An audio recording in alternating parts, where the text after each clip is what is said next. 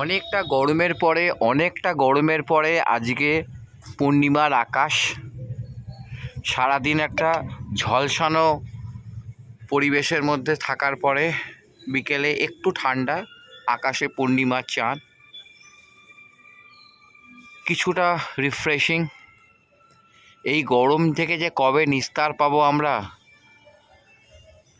নিজেরাই বুঝতে পারছি না।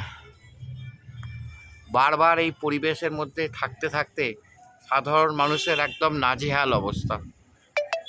যেসব মানুষরা কর্মসূত্রে বাড়ির বাইরে বেরোতে হচ্ছে, তাদের যে কি দুর্বিষহ অবস্থা। এই যেসব জীবজন্তু, রাস্তার কুকুর পাখি, এদেরও যে কি কষ্টকর পরিবেশের মধ্যে তাদের থাকতে হচ্ছে। এই পরিবেশ যে কি কষ্টকর একমাত্র ভুক্তভোগীরাই বুঝতে পারছে। বৃষ্টির আশায় পশ্চিমবঙ্গবাসী অধীর অপেক্ষায় বসে আছে।